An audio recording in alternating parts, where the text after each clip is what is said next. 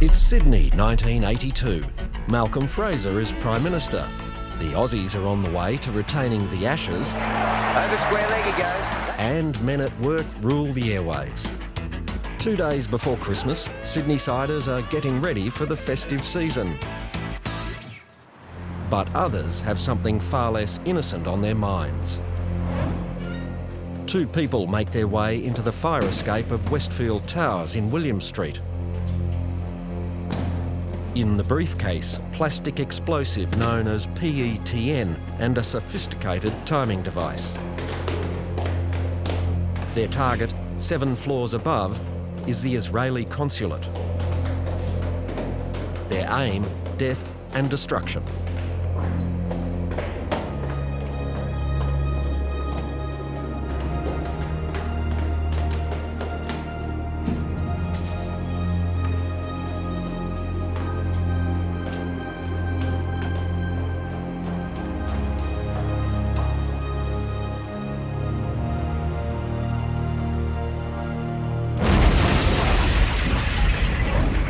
Just before 2 p.m, the bomb rips through the consulate. All of a sudden, there was this massive bang, massive explosion. The blast was so intense that it threw me out of my office chair. Paul Nethery, seen here, was rushed to hospital.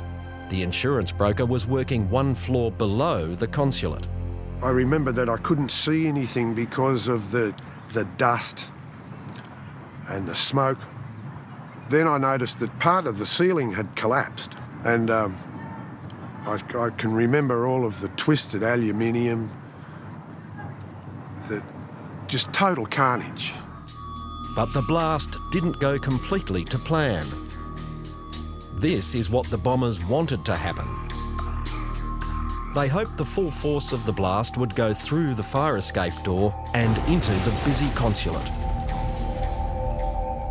It was strategically placed for maximum damage to the consulate. I believe the intention was to completely destroy the consulate and to kill everybody who was in there.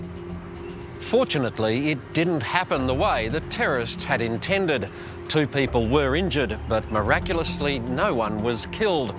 It appears the terrorists did not position the device, the equivalent of 10 kilos of TNT, the way they were meant to. When the device was placed, police believe that it was placed in error, and that as a result of that mistake, the bulk of the blast actually punched through the concrete floor of the fire escape, as opposed to punching through the fire escape door. Had the device been placed in its correct position, a lot more people would have been injured, and I would suggest a number of people would have actually been killed. We obviously had to ensure that there were no other devices in the building. Cars were searched, sniffer dogs were brought in, of course. We then start interviewing witnesses, leave the scientific fellows to look at the crime scene. No one has ever been convicted of the crime, but now, 31 years later, after a cold case review, New South Wales and federal police are chasing new leads. They say the attack was orchestrated by an international terrorist group called May 15. Not only that, they say May 15 had the help of supporters living here in Sydney. The May 15 group was an Iraqi-based terrorist group which was formed in 1979, and it was headed by a man named Abu Ibrahim, who became known as the Bomb Maker.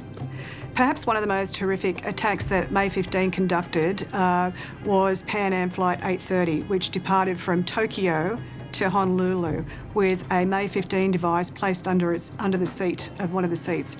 Unfortunately, the bomb did explode about an hour from Honolulu. As a result of that, a 14-year-old boy was killed. He bled to death before the plane could land. His parents were there with him and watched him die. It was an extremely horrific and cruel crime. The Pan Am bombing was just one of dozens carried out by May 15 on American and Israeli targets in the 1980s. It took place just 4 months before the attack on the consulate. We suspect what occurred at the consulate, that sometime prior to the 23rd of December, a team or members of May 15 arrived in Australia and were collected and given support by local members of that group. That local terrorist cell had been preparing for the attack. Once carried out, they blended back into society. Some of these people are still in Australia? Yes, they are. They're part of our community in Australia today. Are they capable of another attack? Well, that's something, Neil, that we have to determine. Are they capable and do they have an intention of doing something similar in this day and age?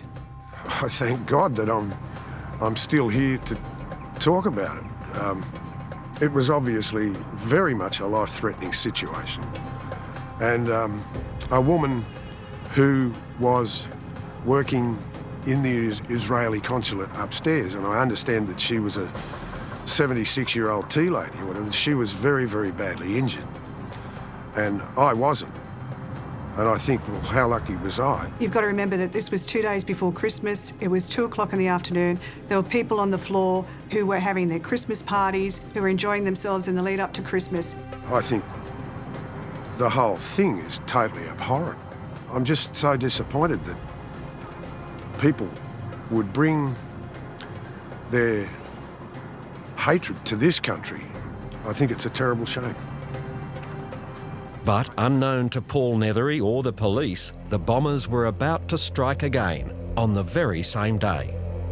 It was about just before 7 o'clock, and that was when the call came over through the radio that the Hakoah Club had gone up. And personally, I couldn't believe it. I just couldn't believe what was going on.